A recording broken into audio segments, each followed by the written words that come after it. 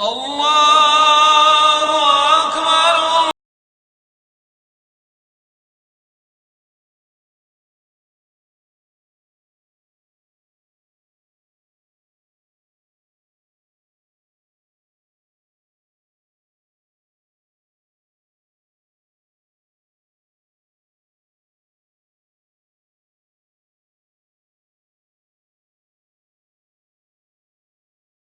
اللہ وبرکاتہ۔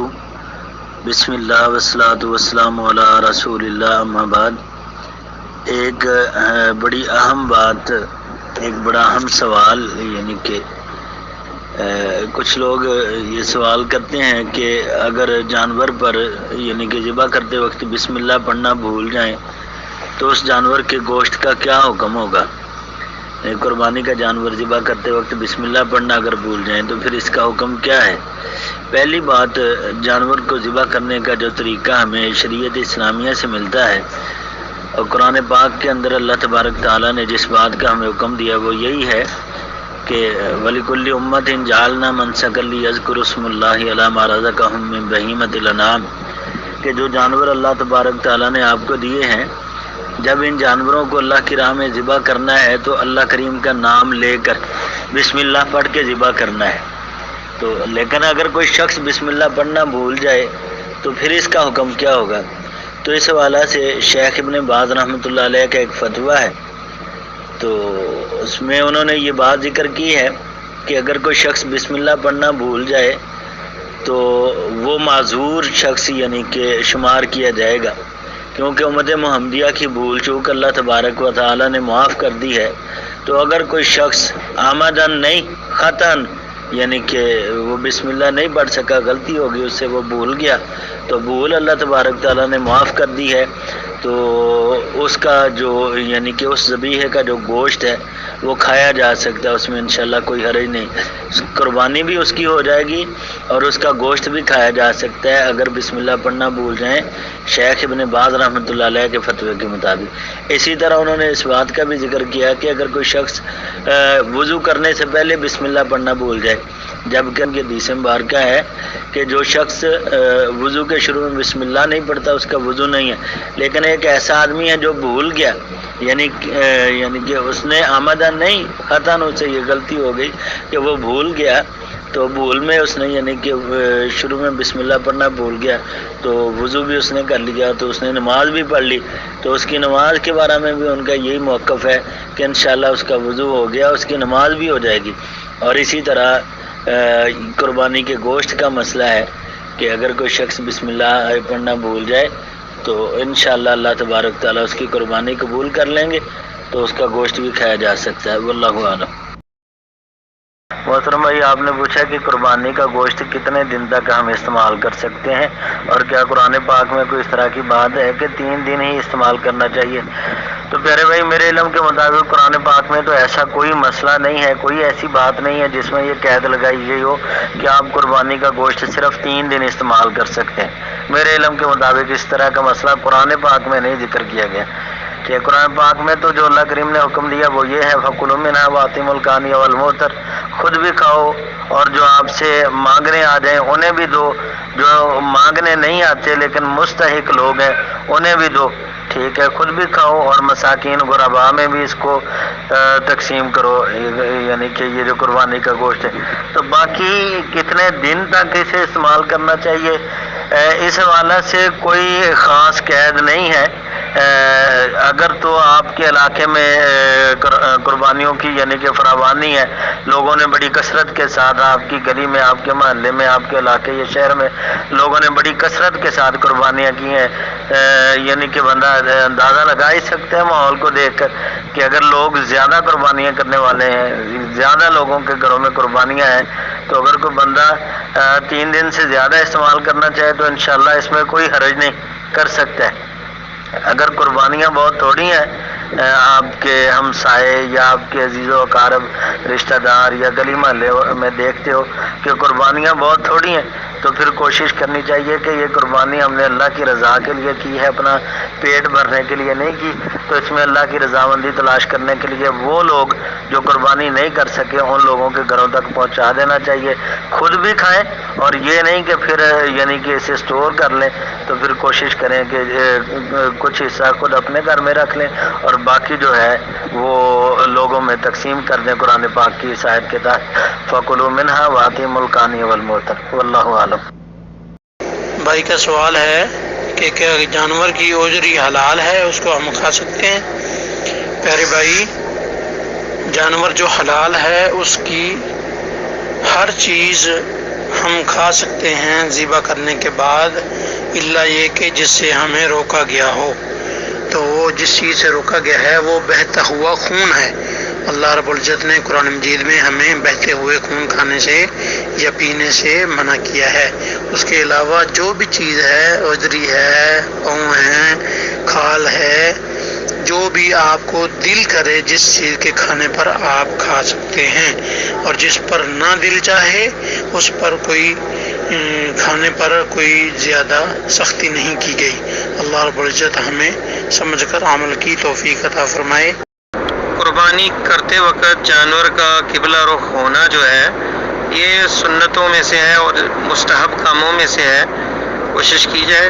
اگر غلطی سے کوئی بندہ اگر نہ کر سکے تو ہم یہ نہیں اس پہ فتویٰ لگائیں گے کہ اس کی قربانی نہیں ہوئی۔ یہ سوال یہ کیا گیا کہ کیا قربانی کا جانور قبلہ رخ منہ کر کے اسے ذبح کرنا ضروری ہے؟ تو یہ سنت یہی ہے اور آپ کا طریقہ یہی ہے، تو کوشش کی جائے حتی الامکان کہ جو ہے سنت کے مطابق ذبح ہو۔ اگر بندہ بھول جائے اور غلطی کر جائے تو قربانی اس کی صحیح ہوگی، لیکن سنت اور مستحب یہی ہے کہ آپ قربانی کا منہ جو ہے وہ قبلہ رخ کر کے ذبح کریں اور یہ کہیں بسم اللہ اللہ اکبر اللہم تقبل منی اللہم منکا ولکا وتقبل منی ومن اہل بیتی، یہ جملے کہہ کے جو ہے اسے ذبح کریں۔ یہ بھائی کا سوال ہے کہ گوشت جو قربانی کا اس کے کہتے ہیں 3 حصے کرنے چاہیے، ایک صدقہ کرے، ایک خود کھائے، ایک ہدیہ کرے، تو کیا اس پہ کوئی دلیل ہے؟ دیکھیں قرآن و سنت میں اللہ تعالیٰ نے جہاں ذکر کیا ہے گوشت کے تقسیم کرنے کا، ہدی کا یا قربانی کا، تو اس میں یہ ہے لفظ آتے ہیں القان والمعتر۔ تو القان جو ہوتا ہے وہ جو سوال نہیں کرتا، المعتر ہے جو سوال کرنے والا ہے۔ اور حدیث کے اندر آتا ہے، آپ نے فرمایا اطعموا کلو وطعموا وتصدقوا، کھاؤ، صدقہ کرو اور کھلاؤ۔ تو اس میں کوئی حد نہیں ہے کہ تیسرا حصہ، اس میں ایک جز ہو، صدقہ تھوڑی سی مقدار ہو۔ اب ایسا بھی گھر ہو سکتا ہے جس کے افراد بہت زیادہ ہوں اور ایک ہی قربانی کر رہے ہوں اور ان کے لیے دینا جو ہے وہ کسی کو ممکن نہ ہو، افراد اتنے زیادہ ہیں، تو تھوڑی سی مقدار میں بھی ہمسائے یا کوئی اور محلے میں کوئی غریب ہیں 2-4 گھر، ان میں تھوڑا سا دے دیں تو کوئی حرج نہیں ہے۔ اس میں یہ شرط نہیں ہے کہ تیسرا حصہ ہی صدقہ کرنا ہے۔ اور اگر ایسا علاقہ ہو کہ جہاں پہ کسی کو مثلا ڈیفینس ہے یا اور ہے، سب لوگ قربانی کر رہے ہیں، کوئی نہیں، کوئی سوال کرنے والا آ گیا، 1-2 آ گئے تو انہیں دے دیا تو کفایت کر جائے گا، ضروری نہیں ہے کہ آپ تیسرا حصہ ہی صدقہ کریں۔ تو یہ ہے اصل اس میں، کیونکہ شروع میں نبی علیہ السلام نے ادخار سے منع فرمایا تھا، گوشت کو ادخار کرنے سے، کیونکہ مسلمانوں کے حالات ایسے تھے، سب لوگ قربانی نہیں کر رہے تھے، 3 دن سے زیادہ جو ہے گوشت کو روکنا منع تھا۔ پھر وہ منسوخ ہو گیا حکم، پھر آپ نے یہ لفظ کہے کہ کھاؤ اور کھلاؤ اور صدقہ کرو، اور وہ منع کر دیا، وہ یعنی جو ادخار یعنی روکنا، سٹور کرنے سے روکا تھا، اس کی اجازت دیتی، اور اس میں لفظ آتے ہیں وَادَّخِرُوا، اور آپ رکھ بھی سکتے ہیں گوشت کو۔ واللہ تعالی عالم۔ ایک بھائی کا سوال ہے قربانی کا گوشت کیا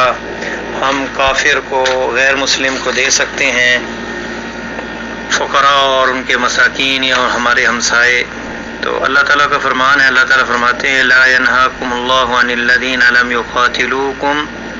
في الدين ولم يخرجوكم من دياركم ان تبروهم وتقسطوا اليهم ان الله يحب المقسطين۔ بے شک اللہ تعالیٰ جو ہے تمہیں منع نہیں کرتا ان لوگوں سے جن لوگوں نے تم سے قتال نہیں کیا دین کے معاملے میں، اور نہ تمہیں گھروں سے نکالا ہے کہ تم ان پر احسان کرو۔ تو ہمیں احسان کرنے کا جو ہے اس سے روکا نہیں گیا، مشرکین یا کافروں کے ساتھ جن سے ہماری لڑائی نہیں، یا معاہد ہیں یا ذمی ہیں یا مسلمانوں کے ساتھ رہتے ہیں اور ان سے جنگ نہیں ہے، تو ان کے ساتھ احسان کرنے سے ہمیں روکا نہیں گیا۔ اور نبی علیہ السلام نے بھی اسماء بنت ابی بکر رضی اللہ تعالیٰ عنہ کو حکم دیا، جب انہوں نے اپنی والدہ کے بارے میں پوچھا کہ ان کے ساتھ صلہ رحمی کرنے کا، تو ان کی والدہ مسلمان نہیں تھیں ابھی،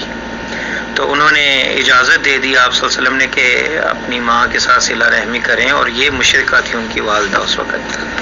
جامع ترمذی میں 1943 نمبر حدیث ہے، شیخ البانی نے اسے صحیح کہا ہے، اور مجاہد سے یہ اثر ہے کہ روایت ہے کہ عبداللہ ابن عمر رضی اللہ تعالیٰ عنہ ان کے لیے بکری ذبح کی گئی ان کے گھر میں۔ فلما جاء، جب وہ گھر آئے، قال اہدیتم لجارنا الیہودی، 2 دفعہ یہ آپ نے جملے دہرائے، کیا ہمارے یہودی ہمسائے کو دیا ہے، کیا ہمارے یہودی ہمسائے کو دیا گوشت؟ پھر کہنے لگے میں نے رسول اللہ صلی اللہ علیہ وسلم سے سنا ہے، یقول ما زال جبریل یوصینی بالجار حتی ظننت انہ سیورثہ، کہنے لگے کہ میں نے اللہ کے رسول صلی اللہ علیہ وسلم سے سنا ہے کہ وہ جبریل جو ہے وہ مجھے وصیت کر رہے تھے ہمسائے کے بارے میں،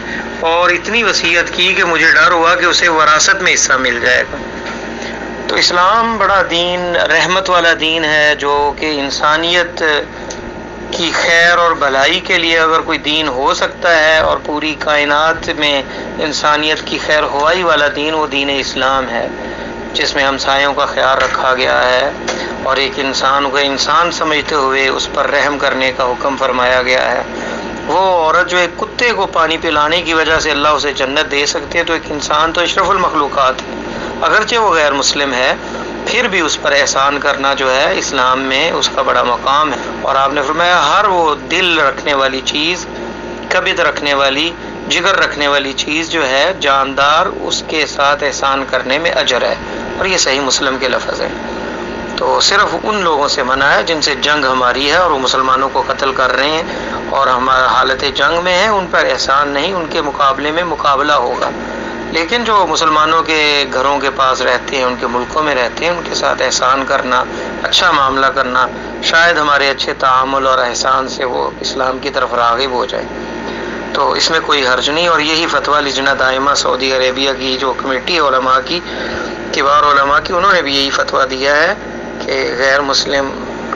جو ہے انہیں یہ صدقہ تطوع ہے، نفلی صدقات ہیں، تو اس میں دیا جا سکتا ہے گوشت ان کو۔ اور صدقہ یہ جو قربانی کا گوشت ہے، سوال کرنے والوں کو بھی دینا چاہیے، اس کو القانے کہتے ہیں، جیسا کہ قرآن کی آیت میں ہے کہ کانے جو ہے اسے بھی دو، اطعم القانع والمعتر، اور معتر جو ہوتا ہے وہ سوال کرنے والا، جو سوال کرنے والا ہے اسے بھی دو۔ تو صدقہ بھی کرو، کھاؤ بھی اور کھلاؤ بھی، اس میں کوئی حد نہیں ہے کہ تیسرا حصہ، اس میں کوئی حد تعین نہیں ہے، چوتھا حصہ صدقہ کیا جا سکتا ہے، پانچواں کیا جا سکتا ہے، حسب حاجت جو ہے، اگر گھر میں افراد بہت زیادہ ہے تو تھوڑی سی مقدار میں بھی صدقہ کیا جا سکتا ہے۔ تو جتنی مقدار میں، اس میں یہ ہے کہ صدقہ ضرور کیا جائے، یعنی غریبوں کو بھی دیا جائے، اور جو غریبوں کو دیا جائے گا وہ صدقہ ہوگا، جو امیروں کو دیا جائے گا وہ ہدیہ ہوگا، اور خود بھی اسے کھایا جائے۔ اللہ تعالی عالم۔ یہ بھائی نے پوچھا ہے کہ آپ صلی اللہ علیہ وسلم کیا کلیجی کا گوشت کھاتے تھے قربانی کے بعد، اور یہ سنت ہے، اور مدخل کا شاید حوالہ بھی کوئی دیا ہے، تو ایسی صحیح حدیث میرے علم میں کوئی نہیں ہے، بلکہ اس کے برعکس یہ وارد ہے کہ جب آپ نے 100 اونٹ ذبح کیے حجۃ الوداع کے موقع پہ، 63 خود کیے، اور آپ کی عمر بھی 63 سال تھی، بقیہ علی رضی اللہ تعالیٰ عنہ، تو سب جو ذبح کیے گئے اس میں سے ٹکڑا ٹکڑا گوشت کا لیا گیا اور اکٹھا پکایا گیا، اور آپ نے وہ مرق اس کا شوربہ پیا اور وہ کھایا اس میں سے۔ تو اس سے یہ بھی نظر اب سمجھ آتی ہے کہ جو بندہ قربانی کرے اس میں سے کچھ حصہ کھائے، لیکن یہ کہ کلیجی کھائے، یہ فقہا نے ذکر کیا ہے اس کو کہ وہ جلدی تیار ہو جاتی ہے، ذبح کرنے کے بعد کلیجی کو جلدی جو ہے وہ تیار کیا جاتا ہے، جلدی پک جاتی ہے، تو اس لیے وہ کلیجی کھائی جا سکتی۔ باقی صریح حدیث کسی میں اس طرح کوئی وارد نہیں کہ آپ نے وہ کلیجی وغیرہ کھائی یا اس کی طرف ترغیب دی۔ واللہ تعالی عالم۔ بھائی کا سوال ہے کہ کچھ سال ایک بندے نے صاحب استطاعت ہونے کے باوجود جو ہے وہ قربانی نہیں کی، تو کیا وہ اس کی قضا دے گا؟ تو جواب یہ ہے کہ قربانی جو ہے سنت مؤکدہ ہے، یعنی سنت ہے، آپ صلی اللہ علیہ وسلم نے اس پہ ترغیب دی ہے، اور بڑی اس کی اسلام میں اہمیت ہے، مستحب ہے، اور تاکید فرمائی ہے۔ اور صحابہ کرام میں کچھ صحابہ ایسے تھے جو کچھ سال قربانی نہیں کیا کرتے تھے کہ لوگ اس کو واجب نہ سمجھنے لگ جائیں. قضا واجب کی ہوتی ہے تو بس وہ اللہ سے معافی اور مغفرت مانگے، اور قضا وغیرہ نہیں ہے قربانی کی کہ یہ اگر رہ جائے تو اس کی قضا دی جائے، ایسا سنت سے ثابت نہیں. واللہ تعالی عالم. تو ایک بھائی کا سوال ہے کہ گائے میں حصہ جو ہے 1150 میں ہے اور گوشت نہیں ملے گا، اور اگر گوشت لینا ہے تو پیسے زیادہ دینے پڑیں گے. تو یہ جو ظاہری طور پہ تو نظر یہی آ رہا ہے کہ وہ گوشت کی قیمت اس سے مائنس کر رہے ہیں، یا بس حصے کے پیسے لے کے گوشت کو جو ہے اپنے ذاتی مقاصد کے لیے استعمال کریں گے. تو ایسی شکل بالکل جائز نہیں ہے، گوشت کو بیچا نہیں جا سکتا، کیونکہ وہ قیمت جو کم کی جا رہی ہے گوشت نہ لینے کی، تو وہ قیمت ہی اصل میں دے رہا ہے، بندہ بیچ ہی رہا ہے. ایسے ہی ہے کہ بندہ حصہ لے اور اس میں کچھ حصہ بیچ دے اور اس کے کم پیسے خرچ ہوں، آدھا رکھ لے آدھا بیچ دے. تو یہ جائز نہیں ہے. صرف ایک شکل ہے کہ کہیں ایسی کچھ دینی جماعت، کوئی ٹرسٹ ہے جو غریب اور فقراء ایسے علاقے میں قربانی کرتے ہیں جہاں وہ گوشت تقسیم کر رہے ہیں، سارا ہی وہ تقسیم اور صدقہ کیا جائے گا، بیچا نہیں جائے گا، اور اعتماد والے ہیں، تو ایسی شکل میں جو حصہ ڈالا جا سکتا ہے اس میں کوئی حرج نہیں ہے کہ وہ تقسیم ہوگا غرباء میں. لیکن یہ کہ پیسوں کی جو تفریق ہے کہ اگر گوشت لینا ہے تو اتنا اور نہیں، تو یہ درست نہیں ہے. واللہ تعالی عالم. ہو جائے گی میرے بھائی، قربانی ہو جاتی ہے، چونکہ یہ معمولی سا ہے، اور قربانی خرید لینے کے بعد ایسا ہوا ہے، اور بالکل معمولی سا ہے،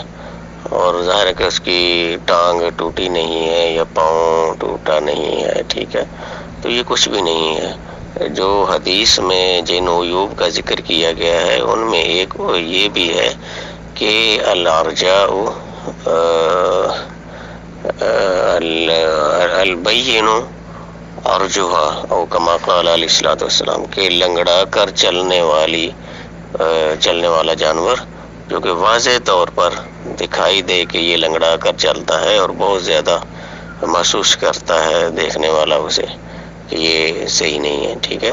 تو وہ ہوتا ہے، یہ معمولی سا ہے بالکل تھوڑا سا، تو اس میں کوئی حرج نہیں. اور امید ہے اگر آپ اس کے اوپر ٹھنڈا پانی ڈالیں گے تو انشاءاللہ تعالیٰ وہ ٹھیک ہو جائے گا، یا اور کسی سے پوچھ لیں آپ معمولی سا، یا تھوڑا سا ملیں تو ہو سکتا ہے کہ ورم وغیرہ یا سوجن تھوڑی سی ہو گئی ہو، ٹھیک ہے. تو اس کی وجہ سے تو وہ ٹھیک ہو جائے گا، وہ کوئی مسئلہ نہیں ہے. قربانی انشاءاللہ تعالیٰ ہو سکتی ہے، یعنی یہ کوئی ایسا عیب نہیں ہے کہ اس کی وجہ سے یہ کہا جائے کہ اس کی قربانی نہیں ہو سکتی. آپ نے سوال کیا ہے کہ کیا قربانی رات کے وقت بھی ہو سکتی ہے. گزارش یہ ہے کہ شریعت میں ایسی کوئی دلیل موجود نہیں ہے جو اس بات سے منع کرتی ہو کہ قربانی رات کو نہیں ہو سکتی. جب عید کی نماز آپ نے ادا کر لی ہے، عید کی نماز ادا کرنے کے بعد سے لے کر قربانی کا وقت ختم ہونے تک، جب مرضی دن کے وقت رات کے وقت آپ قربانی کریں، اس میں کوئی حرج والی بات نہیں انشاءاللہ.